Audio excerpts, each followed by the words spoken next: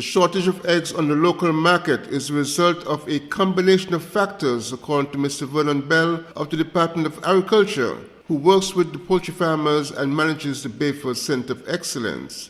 The significant shortage of eggs first became apparent to consumers on St. Kitts late last year. Speaking with SK Newsline, Bell explained reasons behind the shortage being experienced.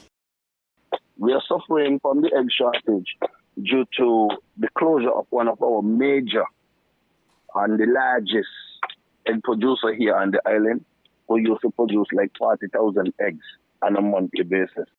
Stemming from COVID, the closure for the 2 years, many farmers weren't allowed to bring new chicks because the lifespan of these chicks is just about 36 months. You get maximum production out of these birds from the 6 months of life until about 18 to 24 months of age. After that, you have to start to replace the stock. For the past 2 years, the farmers weren't allowed to bring in. They were hesitant in bringing in the number of chicks, right, that they usually think due to the market and the unsurety of what's going on the island in terms of egg sales and stuff. Right, so that is a major contributing factor to the shortage of eggs as well. The shortage of feed, the supply of feed on the outside, because we don't have any mills here on the island. We purchase the feeds from St. Vincent, Grenada, and other places. So sometimes the supply of the feed is not consistent with our demand that we have down here, and that also implicates the production of eggs as well and hampers it. Measures to increase the production of eggs over the coming months are already in progress, said Bell, who believes the situation will begin to improve soon. Most of the farmers already started purchasing new chicks, one-day-old chicks that take 6 months before they can lay one egg. So any farmers now starting to bring in new chicks and stuff that they can meet the supply for the upcoming cycle. So they're going to start the laying period around June, July, once they get the eggs here, the chicks here in this month, January. Chicks are bought from Barbados and Miami. Those are two hatcheries here. Also, the Ministry and the Department of Agriculture and Taiwan, we are planning to start a project where we're going to have a hatchery here built on the island. It is earmarked to be built at Bayford, so we can help the farmers here with the supply of baby chicks. There are about 25 registered egg producers on St. Kitts, ranging in output capability from 300 eggs per month to 40,000 eggs per month. Glenn Bart reporting for SK Newsline.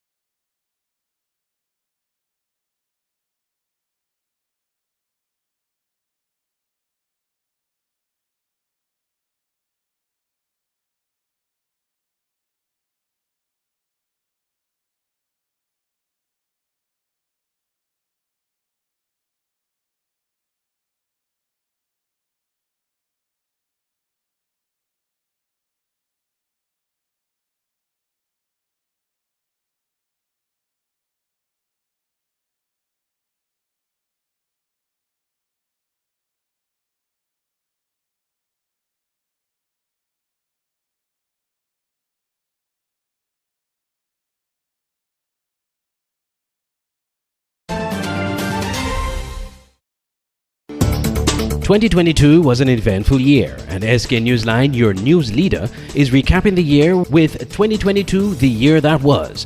Join me, Andre Huey, your host, along with Glenn Bart from our SK Newsline newsroom and Jamiela McPhail from Freedom FM for 2022, the year that was. Tuesday night at 8 p.m. live on the SKN Newsline YouTube channel, Facebook page, and website www.sknewsline.com. That's 2022, the year that was, on SKN Newsline. Your world, your news.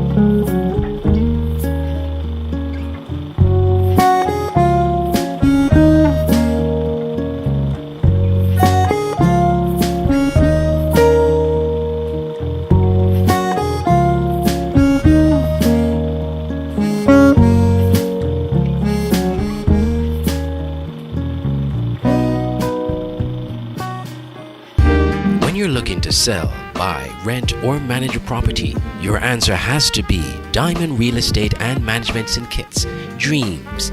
They provide oversight of real estate and physical property in St. Kitts and Nevis, perform regular maintenance, utility payments, and safety checks to ensure your property is well kept. Dreams manages and optimizes your rental listing, recruits tenants, and much more. Looking to sell that parcel of land or property, or dreaming of owning your own? Trust Dreams under the leadership and experience of its CEO, Velma Merchant. Many can attest to her professionalism and customer service. Diamond Real Estate Management St. Kitts. Call 663-7326 or visit their office at 15 Shadwell Industrial Estate, making your real estate dreams come true. The SKN Newsline website now offers you more news. Log on to www.sknnewsline.com for local, regional, and international news. You can also watch the latest newscast and keep abreast with news in sports, all from sknnewsline.com. That's www.sknnewsline.com. News at your fingertips. The SKN Newsline Sports Year Review. Join us as we recap the year 2022 in sports, regionally, internationally, and locally. From the World Cup. Just want everything to be white. I'm sorry, he's not yet there. To local sports. In the gardens, in McKnight, in Village, in Care, to want to go and play for them. Join our panelists, LaShawn Dixon and Kenneth Bob, with me, your host, Andre Huey. That's SKN Newsline Sports Year Review. Wednesday at 8 p.m. on www.sknewsline.com or Facebook page and YouTube channel. 2022 Sports Year in Review.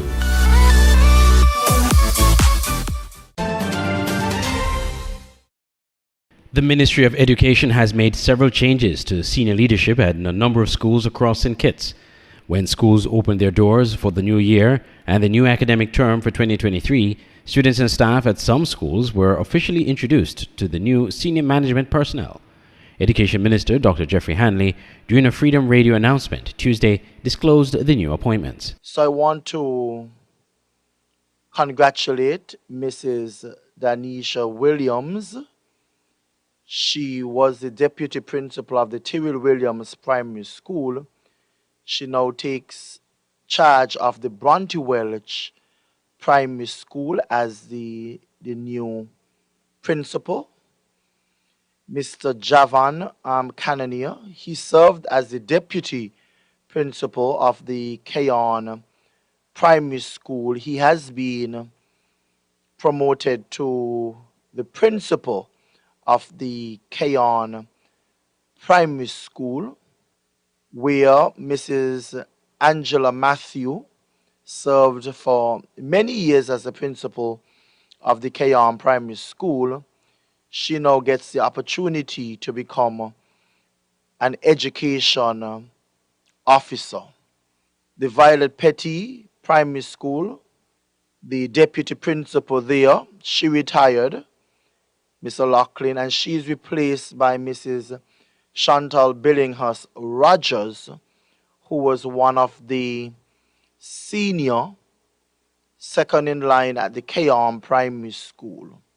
The new principal for the Bastia High School is Mr. Damon Bacchus.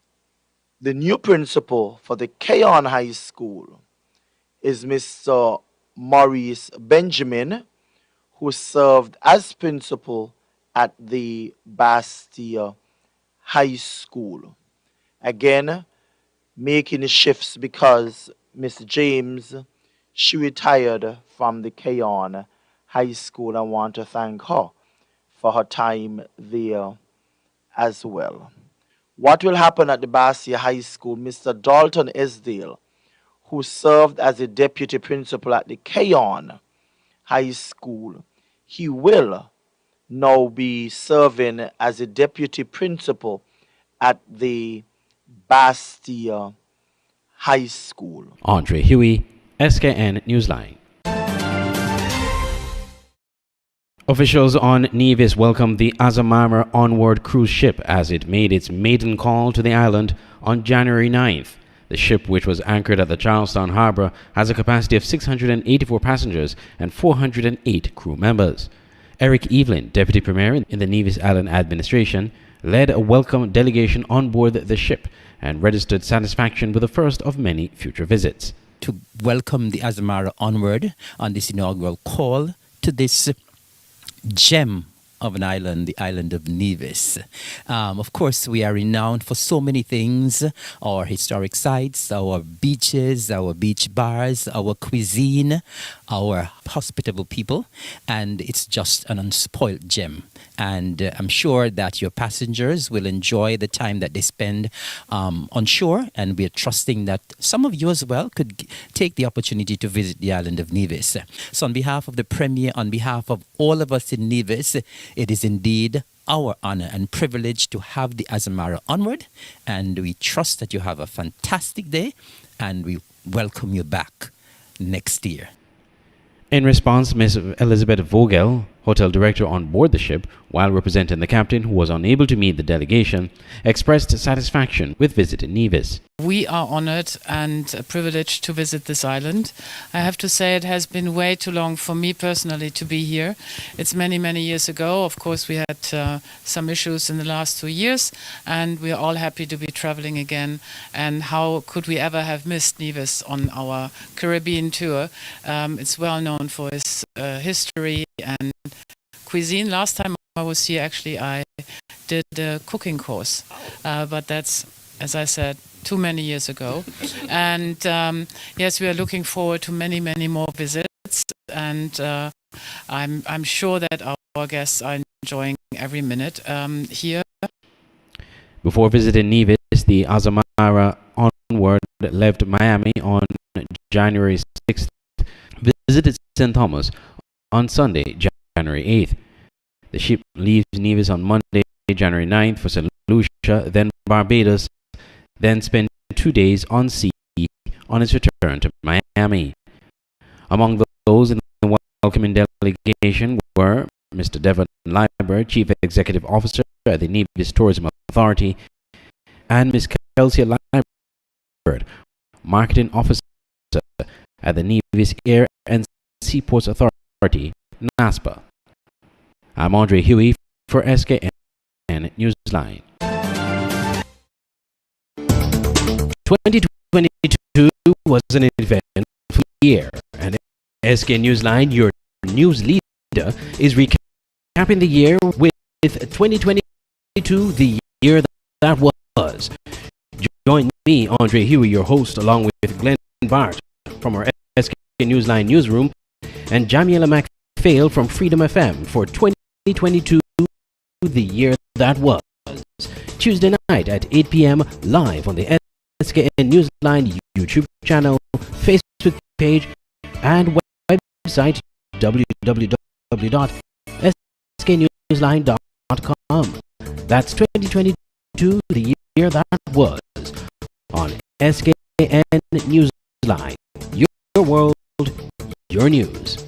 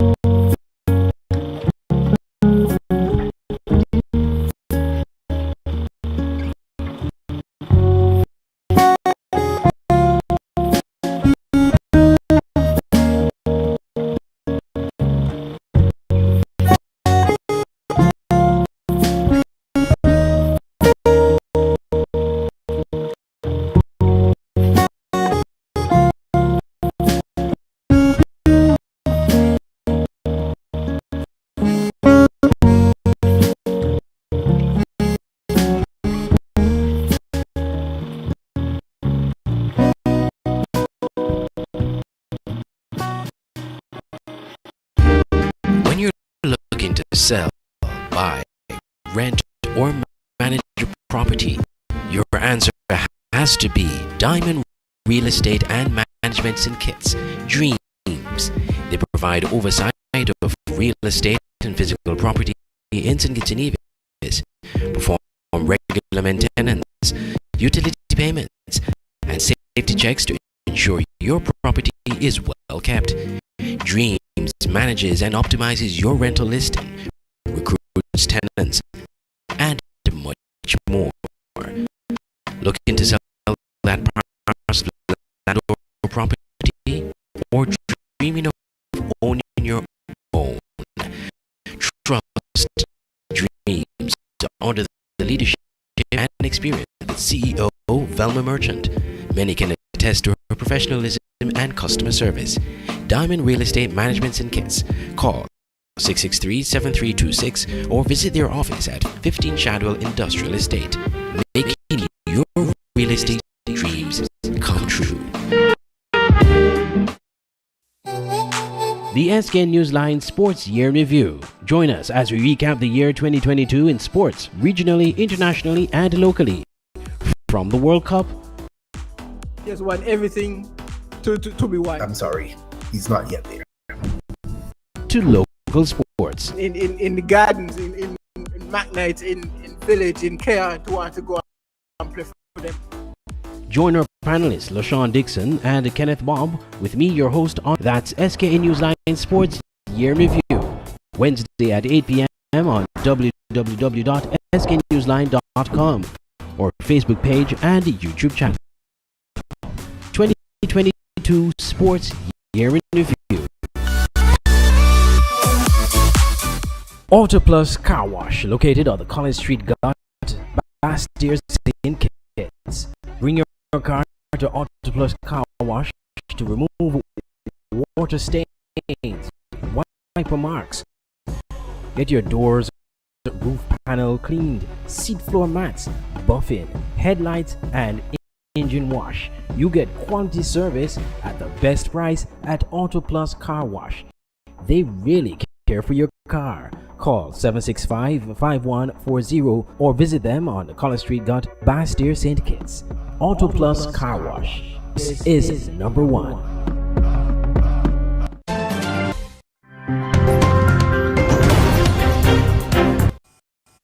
Questions linger about whether what's now being referred to as Dead River will ever see marine life again. The National Environment and Planning Agency, NEPA, says it is aware of complaints about fishermen using poisonous substances to catch crayfish. This has been the case for years to the detriment of the freshwater shellfish. But here's the problem. We're investigating the evidence of the chemical. This, according to the Director for Environmental Management and Conservation, Anthony Mackenzie, although news have been done in the river. And showing, as I say, continuous and were to the challenge. While that, he says more efforts will be made to engage the community, educate them about the risks of disease as well as the use of dangerous substances. River water will be in ahead. To work at what Shamela Pullen, TVJ News. The public transit service. Speaking at a meeting, the Prime Minister said while all must respond to curb crime, he called stop protecting criminals. Addressed the murders for the year thus far and the murders on Sunday, which resulted in the shooting of 6-year-old Kai.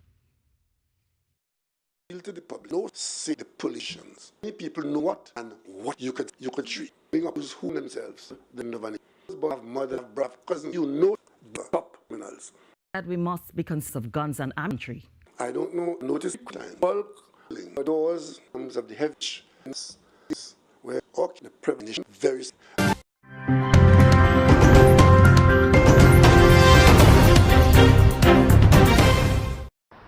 An invisible barrier protecting us from the sun. Decades of damage from pollution weakened the ozone layer, but now, thanks to international action, it's finally on the mend. The ozone layer is on track to recover within 4 decades. In a new report, a UN-backed scientific panel confirmed that the phase-out of nearly 99% of banned ozone-depleting substances has succeeded in safeguarding the ozone layer, leading to a notable recovery of the ozone layer in the upper stratosphere and decreased human exposure to harmful ultraviolet rays from the sun. Ultraviolet radiation can cause skin cancer and harm crops and marine life. The problem came with the development of what's known as CFCs, chemicals used in hundreds of products, from refrigerators to hairspray. But when these chemicals enter the atmosphere, they damage the ozone layer. An international treaty banned CFCs in 1987, but progress wasn't always smooth. In 2018, scientists detected a rise in CFC emissions. They were traced to factories in China. Soon after, emission levels resumed their downward trend. The predictions are promising, but other challenges remain. I think that that's also could be a role model also for when we tackle climate change. But it's actually the problem was quite restricted because there were some substitutes available for these CFCs, which really destroy this ozone layer. And nowadays we all work with the substitutes, and for the problem with the climate change is that CO2 cannot easily be substituted. The final holes in the ozone layer over the Antarctic are set to be healed by 2066. The rest of the world will be sooner, around 2040. Activists hope this success could prove a model for cooperation as the world faces other challenges like climate change. Fintan Monaghan, Al Jazeera. Tens of thousands of people have been holding pro-democracy demos across Brazil after Sunday's attack on government buildings by supporters of the defeated former president Jair Bolsonaro. Around 1,500 people involved in the earlier violence have been arrested. In a moment, Naomi Iqbal will have the latest on the aftermath of the riots. But first, here's Katie Watson at one of the pro-democracy demos in Sao Paulo. This demonstration here in Sao Paulo is just one of many that have been called across the country in response to the events of Sunday. People here are showing that they're not going to take what they saw in Brasilia, the invasion of Congress, the Supreme Federal Court and the presidential palace. People here are calling for punishment of those responsible. They're waving placards saying, "Without amnesty for the coup-mongers." I spoke to one woman who said that this isn't about not agreeing, it's about allowing people to have different opinions and respecting democracy. And this is what this event is about. It's about moving forward and encouraging democracy in this deeply divided country. The cleanup operation is pretty much done here outside the presidential palace. You can still obviously see where the protesters caused huge damage. Now, President Biden and President Lula spoke on the phone, and Mr. Biden condemned the attack here in Brazil's capital. And of course, he can relate because the same thing happened in the US 2 years ago. Of course, the crucial difference is that a peaceful transfer of power had already happened here because Mr. Lula was inaugurated a week ago. But there is pressure building on Mr. Biden. Members of his party want the former Brazilian President Bolsonaro to be kicked out of America. He is, according to his wife, currently in a hospital